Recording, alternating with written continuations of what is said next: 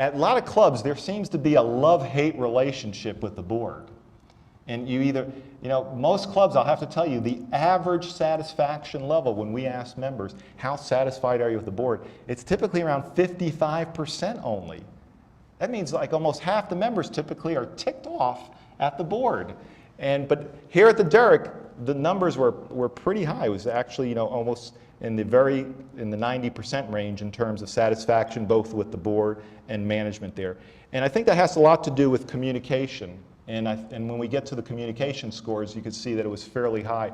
Typically, if some clubs have boards where a lot of members feel that they're not being as transparent as they should be, and if that's a concern, usually the satisfaction level at those clubs goes extremely down. But it seems to be pretty high and pretty good here at the club. And I'm not getting paid, and I didn't change the results or anything like that. In fact, I had to go back and double check those numbers because I said there's got to be something wrong here. We normally don't get those high numbers on our surveys here.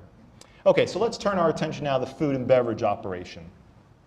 We asked you, are you happy with service, prices on the menu, quality of food, menu selection?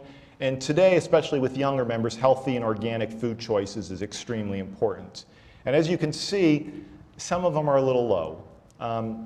Quality of service, prices on the menu were pretty good, but when it came to the quality of the food, menu selection, and healthy and organic selection, there was a little bit lower level of satisfaction there than what we typically see at those comparable clubs. So those are something that, again, that needs to be addressed in the strategic plan there.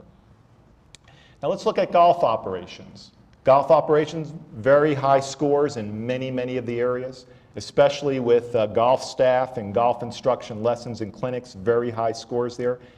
The one item that was a little bit low was the golf policy of when spouses and significant others can play, and that's 78%. Now, some of you may think, oh, that must have been all the spouses answering that, driving or skewing that particular result. Now, I will tell you that it was a little bit higher in terms of spouses, but we had as many males and as many members indicate that. Now, maybe it was the spouse putting pressure on them, I'm not quite sure.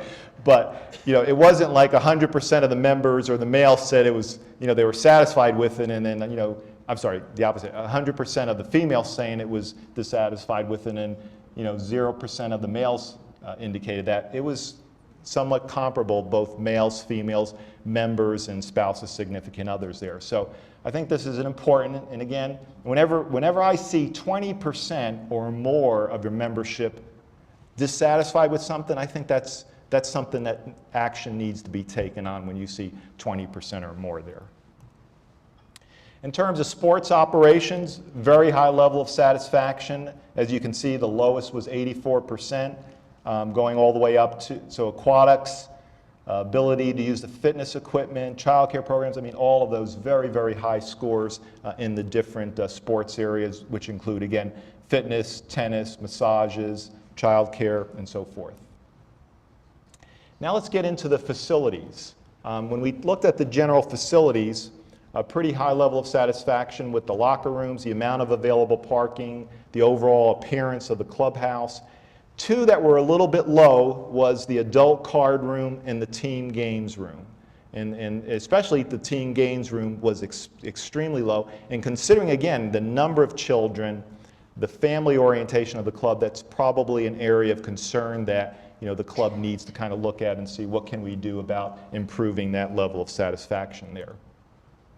When we look at golf facilities, overall some very good scores. I have to tell you, overall golf course conditioning greens, these numbers are unbelievable.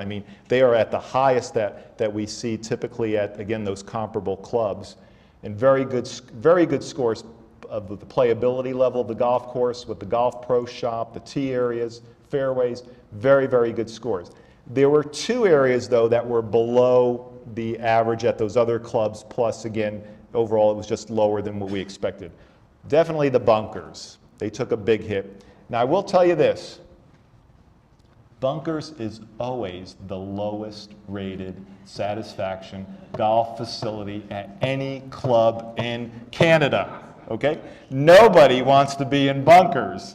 So, but this score is even lower than what we typically see at most clubs there. So So, something probably, there needs to be some type of renovation done to the bunkers area. And then the indoor golf practice area was also lower than what we see at other clubs as well. Sports facilities, very good scores for the fitness center equipment, pool deck, and then a little bit lower scores than what we see again at comparable clubs for both the tennis courts and the badminton courts were rated lower than what we see at those other. And then again, obviously frequent badminton users were extremely dissatisfied with the badminton courts when we looked at just that particular segment of the membership. Okay, now we're out of the satisfaction scores, and now we asked, if you recall, a number of questions asking, do you support this particular change or this particular proposal there? The first thing was, and some of these questions are kind of truncated because I couldn't fit the entire question on the graph there, so it's just a shortened version of the question. But the first one was asked whether members should be allowed to vote if they can't attend an annual meeting or a special meeting that requires a vote. And clearly, 88% of the members indicated that they wanted to have the ability to vote if they could not attend the meeting. And I think that it's not just a small percent. This is like 88% is an extremely high number there. 68% indicated that the club should continue to expand services for families. And again, keeping in line with the club's family-oriented position. Complete a group of capital projects together if it could be done in a cost-effective manner. 70% supported that. 59% indicated to increase access to tea time for spouses and significant other. Again, this kind of correlates earlier with the dissatisfaction and members indicating that they supported. That wasn't, it was again 59%, that's over half the members indicating that they would like to see a change in terms of getting a little bit more time for spouses and significant others on the golf course.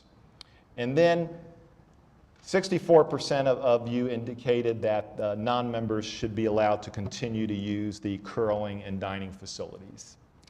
Now, what looks to be a low number, but actually is a very good number, was we asked only non-golfing members to answer the following question. And that was, do you plan to convert to a golfing membership in the next 10 years? And unbelievably, I mean, that number may look low, but remember, we're only asking golf members. 260 of the respondents indicated that they were planning on eventually becoming a golf member at some point in time. So that's a very good number, because the concern is, do we have a lot of athletic members or a lot of social members who have no intention whatsoever in the future to convert to golf? And again, with the drop in golf, we're concerned that could that number go even down further or not. And so this is actually a very positive, good number in terms of currently golfers that are members at the club are looking at joining the club within the next decade. So that to me was a very positive number to look at. Okay, then we asked, what capital projects do you prefer? And basically we found that the projects that many members supported was renovating and improving the bunkers and the berms. Okay, now we're seeing a trend. Remember, there's dissatisfaction with the bunkers, and now you're saying that you would like to see a capital project regarding that. Another capital project was providing a multi-purpose gymnasium. It was the second most preferred capital projects. Expanding and improving the fitness center. Providing more family recreation facilities. Remember, you were a bit unsatisfied with the teen rec room that was currently available there. Expanding and improving the spike bar, again, because it's a casual dining area and that's very important to you. And improving and cleaning the ponds, around the golf course. And that had either 52% or more of the members indicate support. Now you may say, hey, that 52% looks a little bit low. But let me tell you, on a survey, when you have a one sentence describing a capital project, you don't have a picture of it, you don't know what the cost is going to be, you don't know what the parameters of the project are.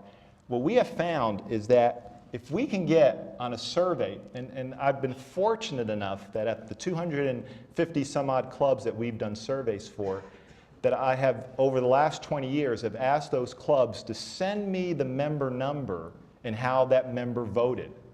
So not only do I have the member and how they answer questions on the survey, but I know how members vote.